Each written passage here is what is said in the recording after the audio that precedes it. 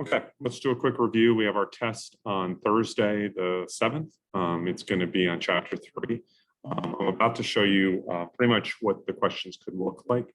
We'll walk through this. We did this in class. So this is a repeat for those who are here. For those that weren't, this is what we kind of talked about. So go ahead and share. So here's an example of what a free response question would look like. So what we have here is we have a scatter plot. It's about a grocery store, 11 customers. And what they did is they measured the number of people in front of a person and the time it took to clear those people in front. So what ends up happening is, like, so example, if this was, there'd be one person in front of you and it took about 250 seconds to clear this person, they did it again and a little bit more, maybe about, what would you call it? Maybe about 350 seconds to clear. And they have a scatter plot. So there's this question here, and just so you know, two types of questions. First one is going to be kind of our DOFs, and that's going to be if you hear something about describing a distribution. So if this asks you to describe, you're going to use DOF C. The D stands for direction. So if we look at the direction of this thing, the direction of this thing is positive. O stands for outliers. We'll come back to that in a moment. F stands for form, and that's either going to be linear or not. And this one is a roughly linear, and that's what I talked about in class. Let's put the word roughly in front of linear, kind of like approximately symmetric, roughly symmetric, roughly linear, because it looks like a line. Strength. I would say this one is either moderate or strong. I take either one. So if you wanted to call this one moderately strong, that's fine. Moderately strong. And honestly, I need context. The context here is customers in line and time in seconds. So to kind of cover yourself, I would say there is a moderately strong, roughly linear, positive relationship, association, however you want to say it, between wait time and customers in line.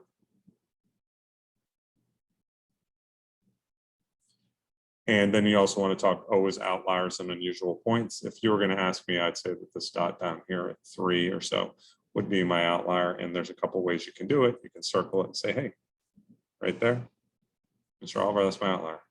Or I can say with one outlier at 3, comma, and you would say maybe 100 or something like that. So that's our DOFs, and that's what one of the questions is going to be. So hopefully that helps as a review.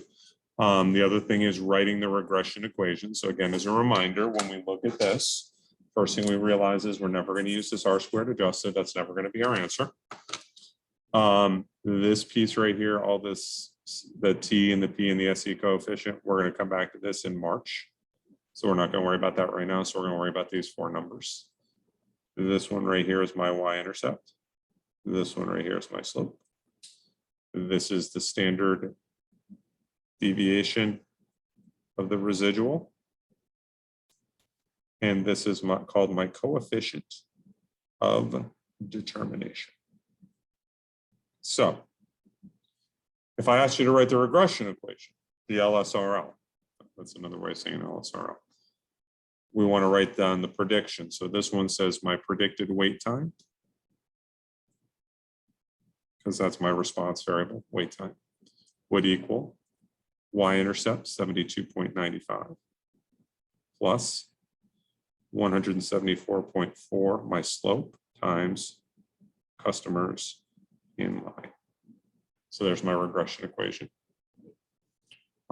If I needed it to make a prediction, so let's say I wanted to say, hey, predict the wait time for 4 customers. Thing to make sure I understand is, first of all, I'm not asking for the coordinates of that point, because that's where 4 is. I'm not asking for the coordinates of that point. I'm asking you to plug it in. So I'm asking you to do the predicted time equals 72.95 plus 174.4 times 4. And that comes out to 770.55 seconds. So that's my prediction. That's what I thought the wait time would be. Now, when I actually look at this, the actual wait time here for 4 is about 900 seconds. That's my observed. So that's how much actually happened, was the 900 seconds. The difference between these two numbers is what's called my residual. So I'm going to slide it up here. What I'm going to say is the residual is equal to observed minus predicted. So in this case, 900 is what I observed. 770.55 is what I predicted, 770.55. So that tells me I'm talking 129.45 seconds.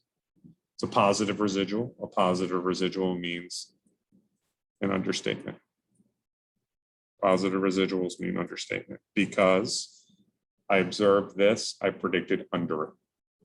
I observed here, I predicted over it. So that's a negative residual is an overstatement. A positive residual is an understatement. A negative residual is an overstatement. So I understand what I did is I understated the wait time by about 129 seconds. So that's that. Next, standard deviation of the residual. What is that? That is how far off on average your predictions are from what really happened. So this is saying that overall, if I looked at all of these residuals, and remember residuals are the distance between the dot and the line, all those distances, the standard deviation of them is about 200.01 seconds. So that's saying when I make a prediction, my predictions are off by about 200 seconds. So a little over 3 minutes, I'm off. So those are some stuff that could be asked. Here's what was asked. This is that interpretation of Y-intercept. So I would write on your index card that interpretation of Y-intercept. Basically, that is saying when there is no one in line in front of me, I would predict my wait time to be 72.95 seconds for checkout. So basically, if I was the person being checked out, they would predict that it would be about 72, almost 73 seconds to check me out. Slope. What slope is it's for every additional person I put in line, this is how much my predicted wait time would increase by. Again, I keep saying predicted. Make sure you use that word predicted. So every time I add a person in line, my predicted wait time is going to increase by about 174.4 seconds.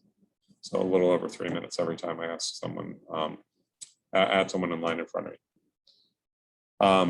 R squared.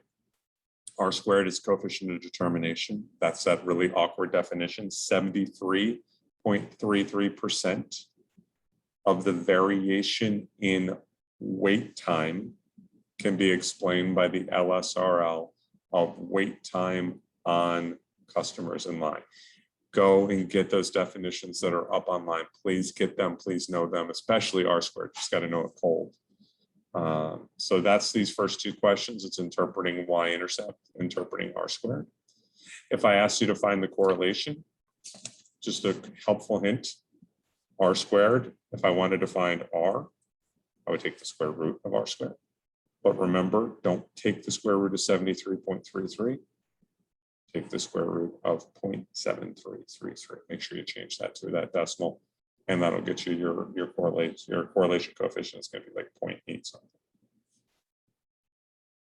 And then the last piece is what is the outlier? Circle the point and explain why it's an outlier. That's the outlier.